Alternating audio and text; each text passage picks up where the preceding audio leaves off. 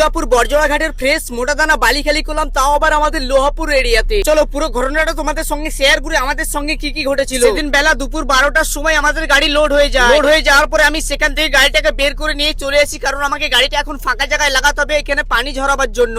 ভালো একটা জায়গা থেকে গাড়িটা লাগিয়ে আমি চলে আসি চান করে, কারণ আমাদেরকে এখন দুপুরের খাওয়া দাওয়া করতে হবে। এবং কিছুক্ষণ পরে আমাদের লোডার আমাদের জন্য খাবার পার্সেল করে নিয়ে চলে আসে। তারপরে আমি আর দেরি না করে ফটাফট খাওয়া দাওয়া শুরু করে দিলাম। এবং সারাদিন ধরে পানি ঝরানোর পর ঠিক রাত্রি 8টার সময় আমরা গাড়ি ছাড়বার জন্য রেডি হয়ে যাই। তারপরে ঠিক এরকম ভয়ানক রাস্তা দিয়ে আমরা আস্তে আস্তে চলে আসি কাঁটার কাছে। এখানে গাড়িটা কাঁটা করে নিলাম এবং সেখান থেকে বালির চালান নিয়ে গাড়ি ছেড়ে দিয়ে আমরা চলে আসলাম বাঁকড়া মোড়ে। এদিকে আমি আমার পাইলটকে চার্জে বসিয়ে দিয়েছিলাম। আর বাঁকড়া মোড় থেকে বাঁয়ে ঘুরে যাওয়ার পর আমরা একটা করে চিড়ে খেতে লাগলাম, কারণ আজকে আমাদের রাত্রে খাওয়া দাওয়া কিচ্ছু হবে না, আমাদের হাতে সময় অনেক কম আছে। এরপর দুর্গাপুর মুচিপাড়া হচ্ছে ব্রিজের তলা দিয়ে বাঁদিকে ঘুরে দিয়ে আমরা চলে যাব জয়দেব মোড়ের দিকে। এবং আরো কিছুক্ষণ গাড়ি চালানোর পর আমরা পৌঁছে গিয়েছিলাম জয়দেব মোড়। আর তখন বাজছিল রাত্রি 3টে। তার জন্য আমার একটু ঘুম আসছিল, আর আমি আমার পাইলটকে গাড়ি দিয়ে আমি নিজে চার্জে বসে গিয়েছিলাম। এবং সকাল 8টার সময় আমরা পৌঁছে গিয়েছিলাম নগরা বাস স্ট্যান্ডে। এখানে আসার পর পার্টি মাল দেখে নেওয়ার পর লোড গাড়ি কাটা করবার জন্য কাটাতে নিয়ে চলে আসি। কাটা করে নিয়ে এসে আমরা চলে আসি কাটাগড়িয়া মোড়ে, কারণ এদিক থেকে ডান দিকে ঘুরে চলে যাবো আমরা ভগল দিঘি বলে একটা জায়গাতে। ওখানে আমাদের বালিটা খালি হবে। আর সকালবেলা এখানে বাজার বসে, আর এটা হচ্ছে লোকাল রাস্তা, তার জন্য আমার গাড়িটা ভরতে অনেক অসুবিধা হচ্ছিল। তারপরে অনেক কষ্ট করে গাড়িটা ভেতরে ঢোকানোর পর আমরা চলে আসি খালি পয়েন্টের কাছে। এখানেই কিন্তু আমাদের গাড়িটা খালি হবে। আর সঙ্গে সঙ্গে আমার হেল্পার ব্যাগডালা খুলে দিয়েছিল। তারপরে আমি মালটা খালি করে দিলাম। আর দেখতে পাচ্ছ কত সুন্দর ফ্রেশ মাল খালি করলাম, মোটা দানা বালি। আর গাড়ি খালি করে চলে আসি আমরা নলহাটি বাবুদাস শোরুমে। এখানে এসে গাড়িতে